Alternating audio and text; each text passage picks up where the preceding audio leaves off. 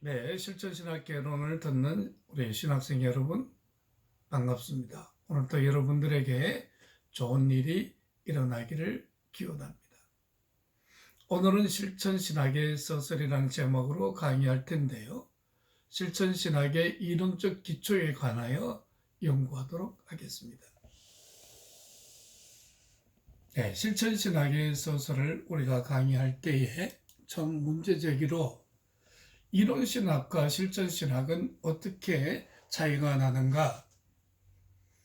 이론신학의 대표적인 과목들은 성서신학, 조직신학, 역사신학, 이와 같은 학문 분야를 생각해 볼 수 있겠습니다. 그러면 실천신학은 이 이론신학을 기반으로 해서 교회 현장에서 사용되어질 때에 우리는 실천신학이라고 말할 수 있겠습니다. 신학교에서 실천신학은 흔히 그렇게 생각하는 경우가 많습니다.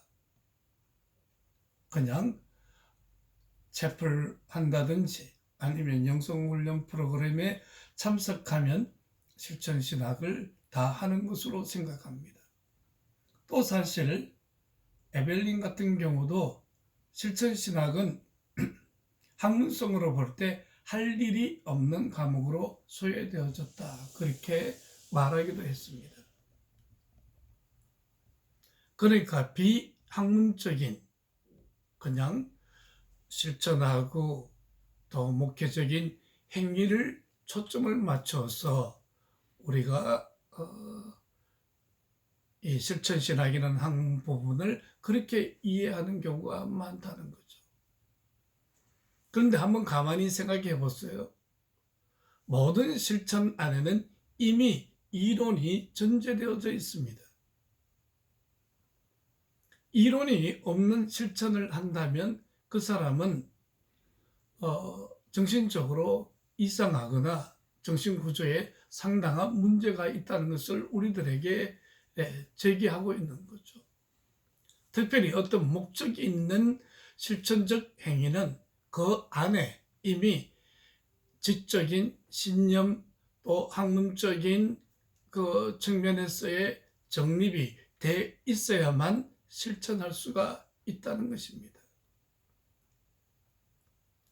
오늘 저와 여러분은 실천신학 개론으로 공부를 하고 있는데 여러분이 이 유튜브를 학습할 때에 이 유튜브를 학습하는 어떤 목적을 가지고 이것을 보는 거지 그냥 실천하면서 그 어떤 목적과 그 마음이 없이 보는 것은 아닌 거죠. 프락시스라는 용어가 있습니다. 이거는 실제라는 단어로 해석할 수가 있어요. 그러면 프락시스는 뭐냐? 모든 교회의 실제를 말하는 것입니다. 그러므로 이 프락시스에서 프랙티컬 티올로지라는 우리 학문 분야가 나왔는데 사실은 실천신학이 전제되어지니까 이론신학이 필요했던 거고 또 실천신학은 교회라는 것을 생각했기 때문에 실천신학이 나왔다는 측면에서 본다면 교회의 수많은 프락시스는 실천신학의 모든 과제가 된다는 것입니다. 실천신학이라는 용어를 보면 먼저 필립 말하이네케는 실천신학 개요라는 그와 같은 용어를 쓴 적이 있고요. 슐레이 에르마우는 복음적 교회의 원칙에 따른 실천신학이라는 그런 책 제목으로 실천신학이라는 용어를 썼습니다.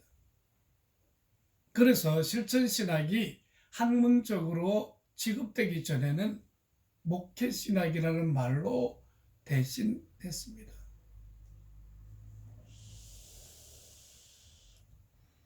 그러므로 목회신학이나 실천신학은 다 같은 용어라고 말할 수도 있겠습니다. 그런데 그러면 실천신학의 각 과목들은 어떤 과목이 있느냐? 그는 대표적으로 설교학, 예배학, 상담학 또는 영성훈련, 또 스피리추얼 디렉션, 영성 지도하는 것, 그리고 나아가서는 리더십, 교회 행정학, 교회 경영학, 교회 구조론, 또 평신도론, 목회자의 정체성, 또 나아가서는 각종 성례전, 또 이 외에도 지금 제가 한 7가지를 얘기를 했는데 이 외에도 수백 가지의 과목을 만들 수 있고, 또 나아가서는 교회 프랙티컬한 실제를 우리가 생각한다면 이 부분에 대한 연구는 수백, 수천, 수만 가지가 될 거예요. 그러니까 학문적인 정립이 없이 실천한다는 것은 매우 위험한 거죠. 그런 면에서 우리는 이론신학을 공부하는 그 이유가 실천신학을 하기 위해서 이론신학을 한다고 볼 때에 이론신학과 실천신학은 서로 마주대야 하는 투 트랙 레일이라고 할 수 있겠습니다. 실천신학을 대하는 태도를 보면 목회자는 누구든지 실천신학을 할 수 있다는 생각을 버리고 실천신학의 신학적 위치를 새로이 해야 하겠습니다. 좀 전에 얘기한 것처럼 이론신학과 실천신학이 서로 주고받을 때에 온전한 신학함이 이루어진다고 말할 수 있는 거죠. 그래서 저는 실천신학을 좋아하는데 그 이유는 실천신학은 매우 생산적이고 그리고 매우 액티비티하고 그리고 나아가서는 어찌 보면은 우리가 신학하는 그 목적이 교회 목회를 위한 것인데 목회를 위한 직접적인 학문 분야라고 말할 수 있겠습니다. 그리고 이론신학은 이 실천신학, 이 생산성을 위해서 뒷받침해주고 밀어주는 역할을 하겠죠. 그래서 저는 종종 실천신학은 암놈이고 이론신학은 수컷이다 그렇게 얘기는 하고 해요. 여러분, 송아지도 암송아지가 태어나면 그 주인은 매우 기뻐하고 좋아해요. 그 이유가 무엇 때문에 그렇습니까? 송아지 값이 2배, 3배 더 높이 책정되어진단 말이에요. 왜? 암컷은 또 생산되어지기 때문에. 그러나 또 순놈이 없이 소가 임신을 할 수도 없고 그리고 생산을 할 수 없다는 측면에서 본다면 실천신학은 계속 이론신학의 지원을 받아야 할 것입니다. 뿐만 아니라 실천한다는 실천신학 그 자체가 이미 이론적이라는 거예요. 그 이유는 우리의 실천은 지식의 바탕을 둔 그와 같은 실천이지 생각 없이 실천한다는 것이야말로 얼마나 무서운 일이겠습니까? 마치 소경이 소경을 인도하는 것과 똑같은 것이죠. 그러니까 의사가 4년, 7년 그렇게 공부를 하면서 엄청난 이론 공부를 하잖아요. 그런데 수술 하나 제대로 못하고 임상적인 파악을 제대로 못하고 그리고 나가서는 환자를 치료하는 그 치료의 일에 소신을 가지고 제대로 활동하지 못한다면 단순한 이론과 그게 의사 무슨 소용이 있겠습니까? 영혼을 치료하는 의사도 마찬가지로 이론과 실천이 병행되어져야 된다는 것을 말씀드릴 수 있고요. 그러면 실천신학의 위치를 보면 어떤 사람은 실천신학을 낮추어 보는 경향이 있어요. 또 한 부분은 실천신학을 모든 신학의 윗자리로 보는 거예요. 그래서 슐레이 에른마흐는 나무 위에 비유를 하면서 나무에는 뿌리도 있고 온줄기도 있고 가지도 있고 그리고 작은 가지도 있고 잎새도 있고 그리고 꽃도 피고 열매를 맺잖아요. 그래서 슐레이 에른마흐는 모든 신학의 힘을 다 끌어올린 면류관이다. 그렇게 실천신학을 생각했어요. 그러니까 결국 우리가 나무에서 원하는 게 무엇입니까? 그것은 바로 나무의 열매를 얻고자 함인 거겠죠.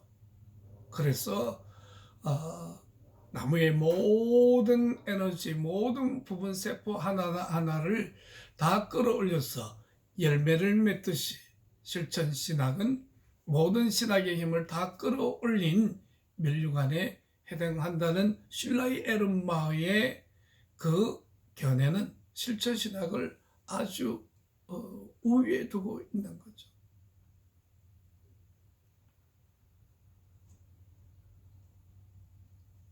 그래서 어떤 실천신학자들은 흔히 조직신학은 신학의 면류관이라고 하는데 실천신학은 그 면류관에 박힌 정주항에 박힌 다이아몬드이다. 그렇게 말하기도 해요. 아무튼 실천신학은 비학문적 분야가 아니라 우리가 탐구하고 연구하고 또 개발해야 할 그리고 사색해야 할 학문 분야임을 말하고 있습니다. 신학의 네 가지 중요한 기둥을 생각해 본다면 먼저 성서신학이 있겠죠. 그리고 교의, 조직신학적인 교리 부분이 중요한 한 기둥이 될 거예요. 그리고 실천신학이라는 중요한 한 기둥이 되어지는데 이 모든 것은 사실은 교회가 전제되어지니까 신학이 만들어진 겁니다. 만약 교회가 없었다면 성서신학이 필요할까요? 교리신학이 필요할까요? 또 실천할 터가 없는데 무슨 소용이 있겠어요? 그러므로 성서와 교회와 교의와 실천은 네 가지를 동시적으로 생각해야 할 중요한 가치이다. 우리는 그렇게 생각해 볼 수가 있겠습니다.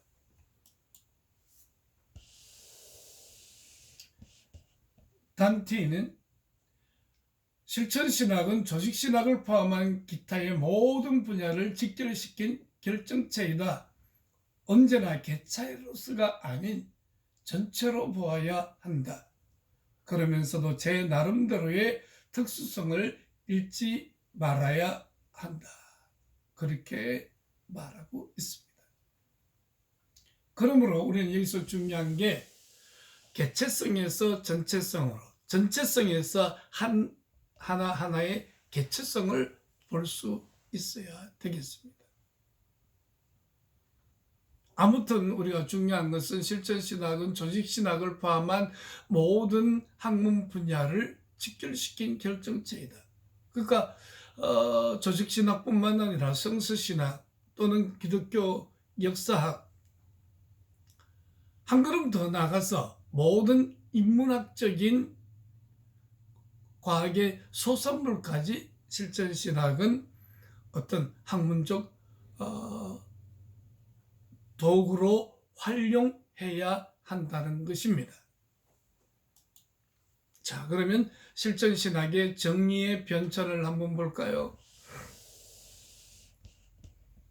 슐라이 에른마하르는 실천신학을 복음주의 교회 원리에 따른 실천신학이라는 그의 책에서 교회를 유지하고 완전하게 하는 방법이다, 그렇게 얘기했습니다.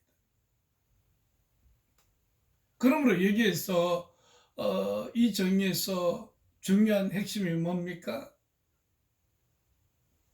중요한 핵심은 교회를 유지하고, 지탱, 유지, 완전하게 하는 방법이다.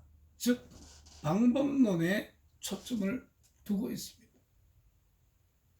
예트도 이렇게 얘기했습니다. 실천신학은 하나의 학문이라기보다는 오히려 교회를 위한 봉사의 계획이며 훈련이다.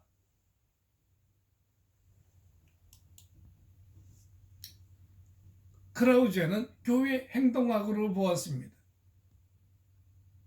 그리고 루돌프 포레는 실천신학은 성교학이나 에큐메닉스와 마찬가지로 교회의 실제적인 모임과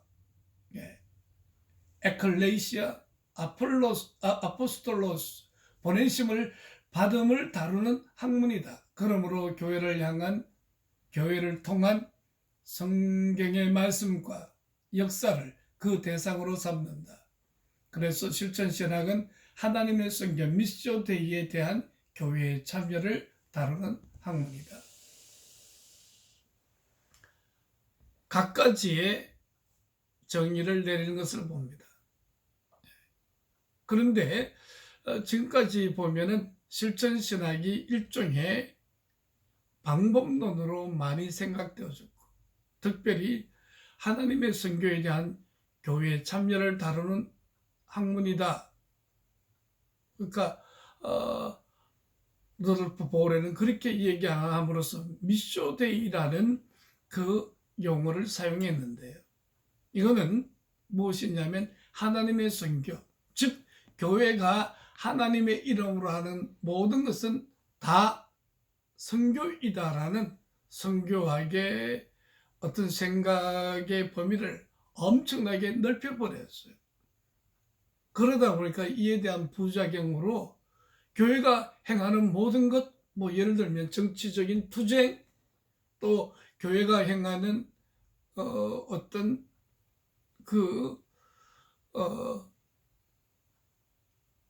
사회운동, 그 모든 것들이 다 선교가 되어버리는 거예요.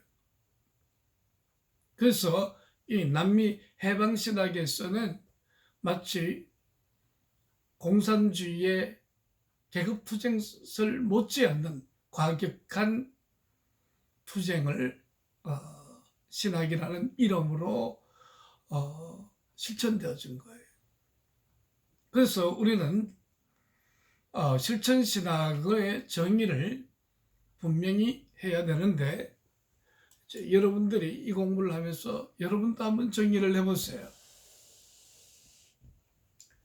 실천신학의 범위를 살펴보면 실천신학은 목사가 어떻게 효과적으로 교회를 세우고 확장해 가는가의 목적이 있었으나, 이제는 그 교회의 범위를 넓혀 교회와 세계를 동시적으로 생각하는 방향으로 나아가고 있다. 그래서 하나님의 선교에 대한 교회의 참여를 다루는 학문으로 보고 그 범위를 확장해 나아가는 요소도 있다. 그렇게 말하고 있어요.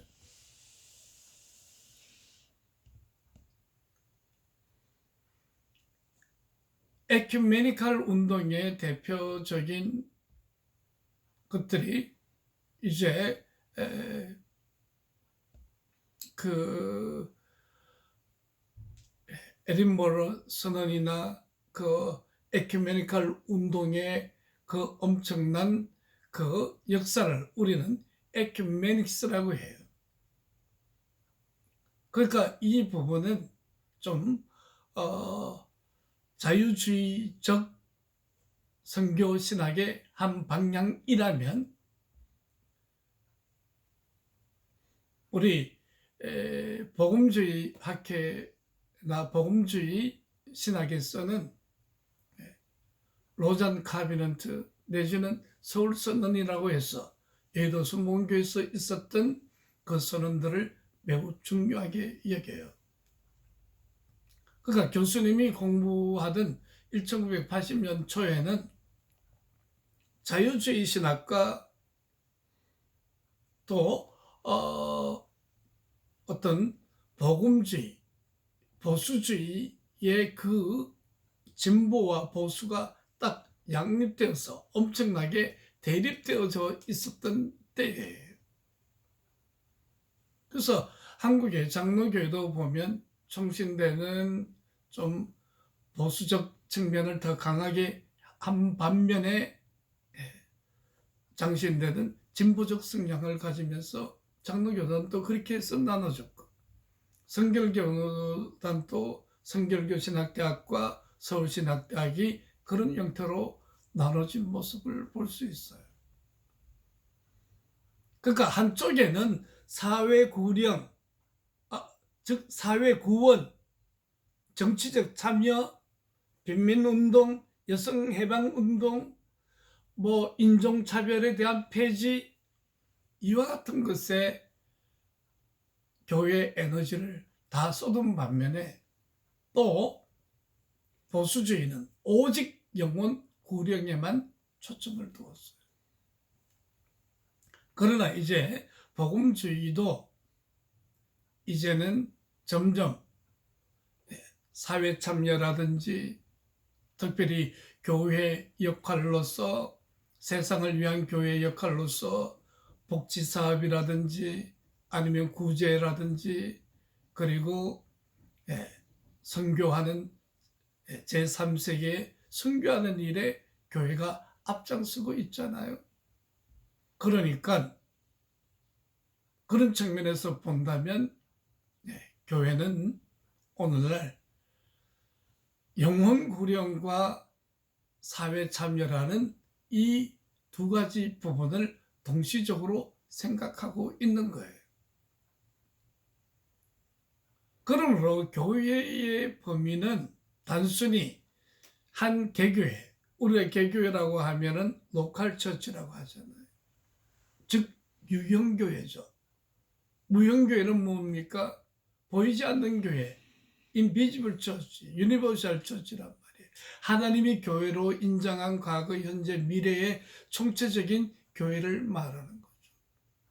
그러므로 오늘날 와서는 교회를 제도적인 교회 틀 안에서 생각하지 않고 교회의 이름으로 또 성서의 말씀을 쫓아서 그리스도의 가르침을 쫓아서 행하는 구제와 선교와 그리고 이 세상을 섬김으로써 봉사하는 그 책무를 동시적으로 진다고 보았습니다.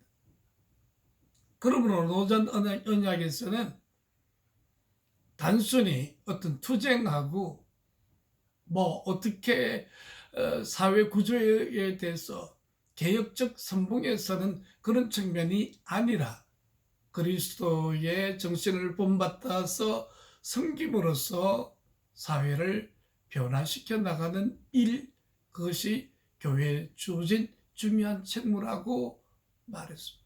이 보케이션, 직업이라는 말도 있지만 천직이라는 말이 있거든요. 그러므로 모든 그리스도인들은 하나님, 자기 직업을 통해서 하나님이 주신 소명인 줄로 알고 그 직업에 성실하고 정직하게 행할 때에 우리는 사회를 섬기는 아름다운 교회의 일을 하고 있다고 말할 수 있는 거죠. 그러므로 오늘날 실천신학의 범위는 평신도 신학에 대한 새로운 인식을 깨닫게 되어졌어요. 그래서 우리는 모이는 교회보다 흩어지는 교회, 즉 그리스도인들이 삶의 현장에서 하나님의 뜻을 쫓아가고, 그리고 빛과 소금으로서의 또 생명 없는 곳에 생명을 비추는 그와 같은 역할을 해야 되는, 그래서 평신도 사제직에 대한, 평신도 소명에 대한 새로운 인식을 하고 있다는 것입니다. 즉 목회자만 소명받은 것이 아니라 모든 평신도들도 하나님의 소명자로 살아야 한다, 그렇게 말할 수 있겠습니다. 목회와 관련된 응용신학의 요소들을 이끌어내는데 실천신학은 관심을 둡니다.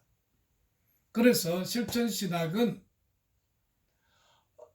다른 말로 응용신학이라고도 말할 수 있겠어요. 특별히 인접학문인 상담학이나 심리학, 정신분석학 또는 사회학 또는 모든 학문 분야를 실천신학에서 어떻게 응용해서 교회신학으로 바꾸느냐, 그 몇 큰 가치가 있다고 볼 수 있어요. 그는 두 번째 시간에 우리가 공부하겠지만 실천신학을 대별하면 이렇게 말할 수 있습니다. 오직 성서와 교회의 산물로만 해야 한다라는 그와 같은 성서 외에는 생각하지 않는 한 측면이 있겠죠. 두 번째는 성서보다 오히려 정신분석학이나 정신위생이나 또는 심리학이나 모든 인문학의 소산물, 또 자연과학의 소산물에 더 얹어내버리는 이런 형태가 있겠죠. 아마 여러분은 두 가지 중에 두 번째 부분은 틀렸다고 생각할 것입니다. 또 세 번째 방법은 뭐냐면 성서와 교회의 전통을 굳건하게 견지한 채 기독교 세계관 아래 모든 인문학의 소산물들을 적절하게 활용함으로써 이 교회 응용신학, 실천신학을 더 확장시킬 수 있다고 보는 거죠. 그것이 우리 교재 토마스 오덴의 견지이고, 또 그것이 어떤 측면에서 보면은 오늘 대부분의 실천신학자가 견지해 나가는 신학적 태도라고 하겠습니다. 이제 두 번째 시간에는 좀 전에 얘기한 것처럼 실천신학의 방법론에 관해서 공부하겠습니다. 이 편을 시청해 주시기 바랍니다.